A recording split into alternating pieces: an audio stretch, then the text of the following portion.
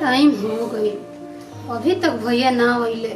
हर साल तो सवेर ही चली उतरल। का बात बाजे अभी ले भैया ना आइलन, इतना लेट हो गई। का करी?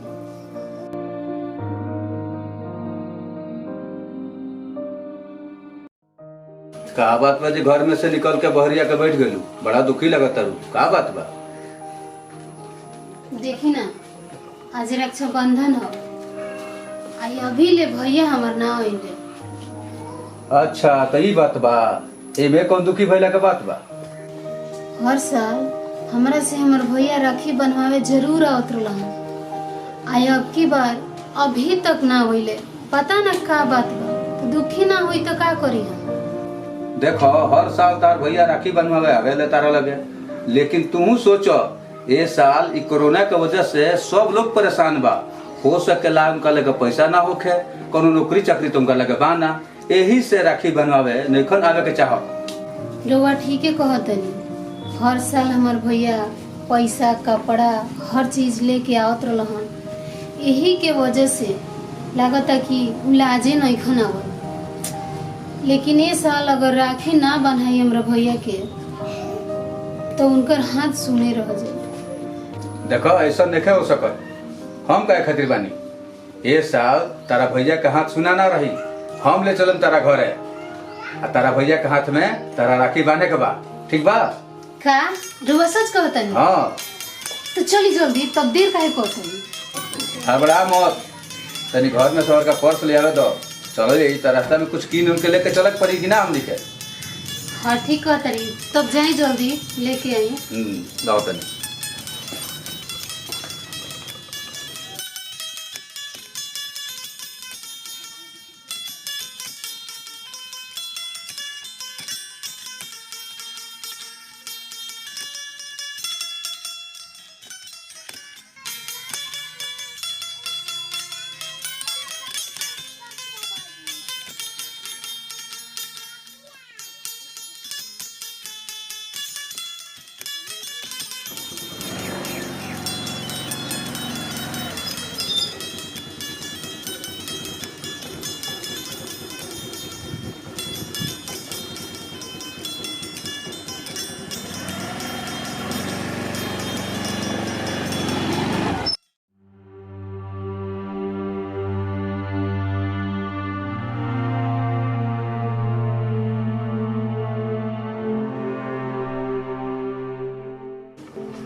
ए भैया बहुत देर से देखता नहीं हो, का सोचता रहा? का बताई बाबू, हमनी के 2 गो बहिन बड़ी सन आ दोनों बहिन इंतजार करते सन कि आज रक्षाबंधन और दोनों भैया लोग आई या राखी बनवाई। बात तो सही कहता रहा भैया। जानते बड़ा बाबू, हर एक साल दोनों बहिन सन खातिर साड़ी किनात रला, रुपया पैसा दियात रला।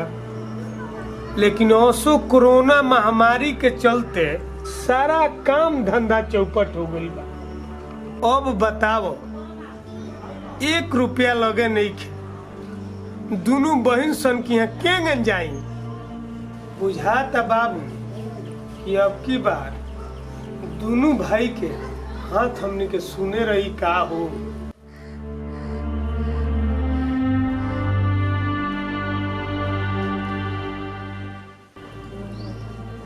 का हो दिनेश, राखी बनवा काहे न गलन बहन के? पैसा बजे जाई। पैसा से जाइल जाला, हम ना गनी राखी बनवा दे तर हमरो लगे पैसा ना रहल। पैसा ना देबो तो बहन राखी ना बनी। तू नइखे जानत कि कोरोना का महामारी चलता, वो पैसा मांगे तरह से राखी बनवा ली तो आगे सन्ने के दी तो। ठीक है कहता रहा भाई, अब तो बहुत लेट हो गई बा।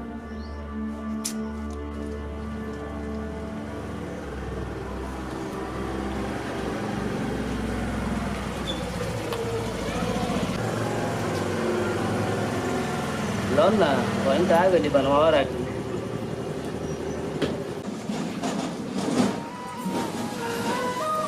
हाँ बढ़िया।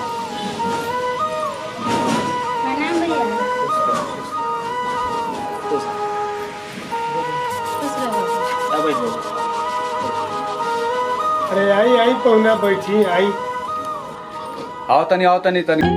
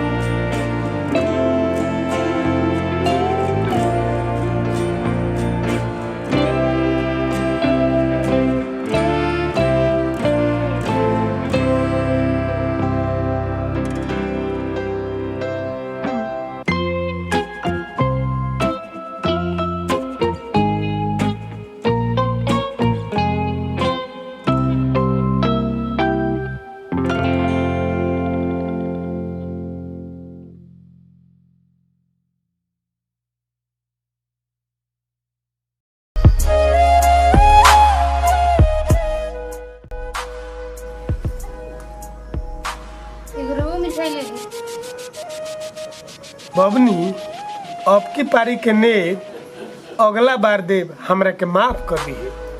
अरे ना भैया, तू हमरा के हाथ मत जोड़, हम तार छोट बहन नु हई। ए बार तोहरे का कोरोना के चलते सब लोग के बुरा हाल बटे। ए जी दी पैसा निकालते भैया, 10,000 रुपया लो आ घर के खर्चा पर चलो। ना बबनी, बड़ भाई के फर्ज नइखे बनत ई छोट बहन से पैसा ले। ई पैसा हम नहीं ले सको, ई तू पैसा रखो। अरे भैया जी, कर्जे समझ के ले ली, रवा होई तो दे देव। हैला जब होई तो हमरा के दे दिए। रउआ ऐसन पाहू भगवान सब कोई के देश। तू कहत रहला बहन के यहाँ ना जाए, बहन के मतलब यही होला। बहन खाली लेबे ना करली सर, समय अइला पर मददो करली सर। और राजेश भाई सही बात कहता रह तू। भैया छोटकियों की हजार राखी बनवाए, अब वो जो थी जान तारे बमनी बहुत लेट हो गइल बा, ए बार से केंग जाई रे। अरे चिंता का कहले बनी भाई, हमार गाड़ी ली आ दोनों आदमी जाकर राखी बनवा रहे लोगी। हमने के दोनों में कहत आज ही रहम सन, पहली चाबी ली। ठीक बा पहुना। ए बेबे चलो चलो ता।